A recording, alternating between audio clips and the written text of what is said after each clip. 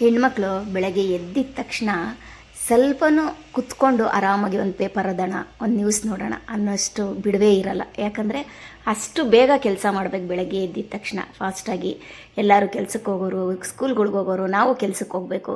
Coffee ಕೂಡ ಕುಡಿಯೋಕ್ಕಾಗಲ್ಲ ಕುತ್ಕೊಂಡು, ಅಲ್ಲಿ ಕೆಲಸ ಮಾಡಿಕೊಂಡೇ ಒಂದು ಚೂರು ಕಾಫಿ ಕುಡಿಬೇಕು. ಹಾಯ್ ನಮಸ್ತೆ ಎಲ್ಲರಿಗೂ, welcome back to my YouTube channel. ಇವತ್ತಿನ ಬೆಳಗ್ಗೆ ಕೆಲಸ ಶುರು ಮಾಡ್ಕೊಂಡಿದ್ದೀನಿ. ಇವತ್ತೇನು ಮಾಡ್ತಾಯಿದ್ದೀನಿ ಅಂದರೆ ತುಂಬ ಸೂಪರಾಗಿರೋ ಹೀರೆಕಾಯಿ ಗ್ರೇವಿ ಮಾಡ್ತಾಯಿದ್ದೀನಿ. ಇದನ್ನು ಹೀರೆಕಾಯಿ ಚಾಪ್ಸ್ ಅಂತಲೂ ಕೂಡ ಹೇಳ್ತಾರೆ, ನಾನು ಹೀರೆಕಾಯಿ ಗ್ರೇವಿ ಅಂತ ಹೇಳ್ತಾಯಿದ್ದೀನಿ.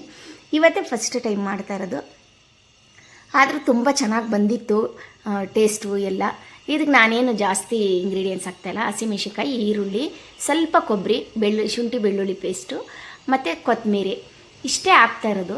ಜಾಸ್ತಿ ಇಂಗ್ರೀಡಿಯೆಂಟ್ಸ್ ಏನೂ ಹಾಕ್ತಾಯಿಲ್ಲ. ಇಷ್ಟು ನುಣ್ಣಗೆ ಪೇಸ್ಟ್ ಮಾಡ್ಕೊಂಬಂದು ಚಿಕ್ಕದ್ದು 2 ಹೀರೆಕಾಯಿ ಇತ್ತು, ಅದರೊಳಗೆಲ್ಲ ಫಿಲ್ ಮಾಡ್ಕೊಂಡ್ಬಿಟ್ಟು ಇದನ್ನು ಸ್ವಲ್ಪ ಎಣ್ಣೆ ಜಾಸ್ತಿ ಹಾಕಿದ್ರೇ ಇದಕ್ಕೆ ಸ್ವಲ್ಪ ಚೆನ್ನಾಗಿರುತ್ತೆ. ಎಲ್ಲ ಫಿಲ್ ಮಾಡಾದ್ಮೇಲೆ ಸ್ವಲ್ಪ ಮಸಾಲೆ ಇರಬೇಕು, ಫುಲ್ ಮಸಾಲೆ ಹಾಕ್ಬಾರ್ದು. ನೋಡಿರಿ, ಎಣ್ಣೆಲಿ ಈ ಥರ ಎಲ್ಲ ಜೋಡಿಸ್ಬಿಟ್ಟು ಒಂದು 10 ನಿಮಿಷ ಬಿಟ್ಟುಬಿಡಬೇಕು. ಆವಾಗ ತುಂಬ ಚೆನ್ನಾಗಿರೋ ಒಂಥರ ಗ್ರೇವಿ ಥರ ಬರುತ್ತೆ. ಮಿಕ್ಕಿದ ಮಸಾಲೆನೂ ನೋಡಿ ಈ ಥರ ಹಾಕ್ಕೊಂಡ್ಬಿಡ್ಬೇಕು, ಉಪ್ಪೆಲ್ಲ ಕಲಿಸ್ಬಿಟ್ಟು ಈ ಥರ ಹಾಕ್ಕೊಂಡ್ಬಿಡ್ಬೇಕು. ಆಮೇಲೆ ಲಾಸ್ಟಲ್ಲಿ ಬೇಕಾದ್ರೆ ಸ್ವಲ್ಪ ಟೇಸ್ಟ್ ನೋಡ್ಕೊಂಡು ಪುಡಿ ಉಪ್ಪು ಹಾಕ್ಕೊಬೋದು. ಈ ಟೈಮಲ್ಲಿ ಬೇಕಂದರೆ ಒಂದು ಸ್ವಲ್ಪ ಚಿಲ್ಲಿ ಪೌಡ್ರು ಹಾಕ್ಕೊಬೋದು. ಖಾರ ಸ್ವಲ್ಪ ತಿನ್ನೋರಿದ್ದರೆ, ನಾವು ಸ್ವಲ್ಪ ಖಾರ ಜಾಸ್ತಿನೇ ತಿನ್ನೋದ್ರಿಂದ ಸ್ವಲ್ಪ ಚಿಲ್ಲಿ ಪೌಡ್ರ್ ಹಾಕ್ಕೊಳ್ತೀನಿ ನಾನು ಲಾಸ್ಟಲ್ಲಿ.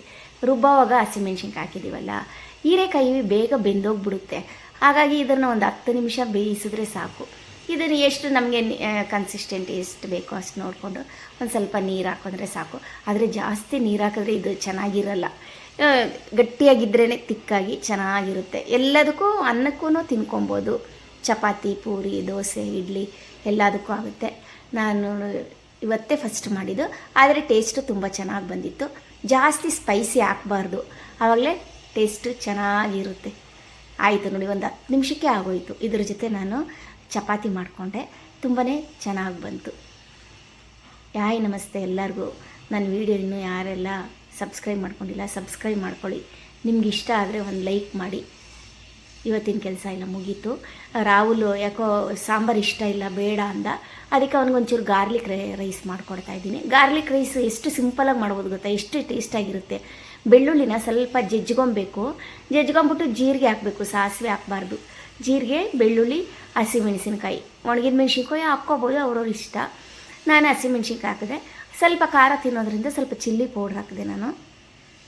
ಹಾಕ್ಬಿಟ್ಟು ನೋಡಿ ಅನ್ನನ ಹಾಕಿ ಕಲಿಸ್ಬಿಟ್ರೆ, ಒಂದು ಸ್ವಲ್ಪ ತುಪ್ಪ ಹಾಕಿ ಮತ್ತು ಒಂದು ಸ್ವಲ್ಪ ಹಸಿಮೆಣ್ಸಿನ್ಕಾಯಿ ಹಾಕ್ಕೊಂಡು, ಈರುಳ್ಳಿ ಎಣ್ಣೆಲಿ ಫ್ರೈ ಮಾಡಬಾರ್ದು, ಹಾಗೆ ಮೇಲೆ ಹಾಕಿದ್ರೆ ಅದು ಊಟ ಮಾಡೋವಾಗ ಸಿಕ್ಕುತ್ತಲ್ಲ, ಅದು ಸ್ಪೈಸ್ ಚೆನ್ನಾಗಿರುತ್ತೆ.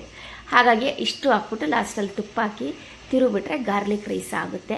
ಈರುಳ್ಳಿ ಜಾಸ್ತಿ ಜನ ಹಾಕಲ್ಲ ಗಾರ್ಲಿಕ್ ರೈಸ್ಗೆ, ನನಗೆ ಹಾಕಬೇಕು ಅನ್ನಿಸ್ತು, ಒಂದು ಸ್ವಲ್ಪ ಟೇಸ್ಟ್ ಸಿಗುತ್ತೆ ಅದು ಊಟ ಮಾಡೋವಾಗ ಅಂತ. ಹಾಗಾಗಿ ಅವನಿಗೆ ಮಾತ್ರ ಗಾರ್ಲಿಕ್ ರೈಸ್ ಮಾಡಿ ಬಾಕ್ಸ್ ಕಟ್ಕೊಟ್ಟೆ. ಇವತ್ತಿನ ಕೆಲಸ ಎಲ್ಲ ಮುಗೀತು. ಇನ್ನೂ ನಾನು ಕೆಲಸಕ್ಕೆ ಹೊರಡೋ ಸಮಯ. ಇಷ್ಟೊತ್ತು ನಾನು ವೀಡಿಯೋ ನೋಡೋದಕ್ಕೆ ಎಲ್ಲರಿಗೂ ಧನ್ಯವಾದಗಳು. Thanks for watching.